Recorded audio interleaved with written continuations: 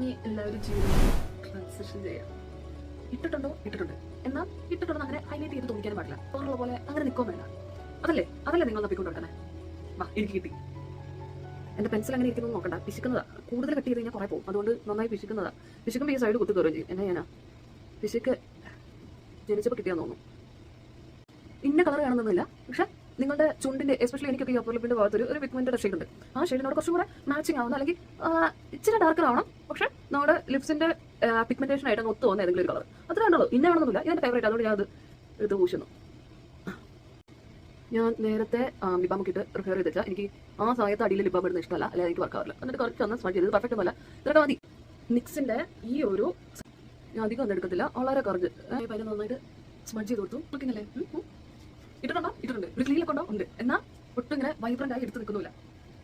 ഇതെല്ലാ സ്കിൻ ടോണും ചെയ്യുന്നത് പറയാനുള്ള കാരണം പറയാം. നമ്മുടെ ലിപ്പിന്റെ പിഗ്മെന്റ് ഏതാണോ അതിനനുസരിച്ച് നമ്മൾ ഈ ഔട്ടർ ലൈൻ ചെയ്തില്ലേ, ആ ലിപ്പ് പെൻസിൽ ഒന്ന് മാറ്റി ചിലപ്പോൾ ഒന്ന് ഡാർക്കൻ ചെയ്യണമായിരിക്കും, അല്ലെങ്കിൽ കുറച്ചൊന്ന് ഷെയ്ഡ് കുറയ്ക്കുക, ഷെയ്ഡ് കൂട്ടുക. ഇങ്ങനെ ചെയ്ത് കഴിഞ്ഞാൽ നമുക്ക് ശരിക്കും ഈ സാധനം ഈ രണ്ടെണ്ണം മതി.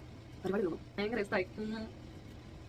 ഇനി ഏതാണ് സാധനം അറിയാൻ ഡീറ്റെയിൽസ് ഒക്കെ ഞാൻ അടിയിലിടാം. ആര് കമന്റ് ചെയ്യോ, അല്ലെ ലിങ്കിന് വേണ്ടി ലിങ്ക് കമന്റ് ചെയ്യുന്നൊന്നും ഞാൻ പറയില്ല. ഞാൻ ഡീറ്റെയിൽസ് കൊടുത്തേക്കാം. പിന്നെ നിങ്ങൾക്ക് ഇത് ഇഷ്ടമായെങ്കിൽ കമന്റ് ചെയ്ത് അറിയിക്കണേ. എന്നല്ലേ നമുക്ക് കൂടുതൽ ട്രൈ ചെയ്യാൻ തോന്നുന്നു. ഇനി അത് വെച്ച് കുറച്ച് ഇഷ്ടം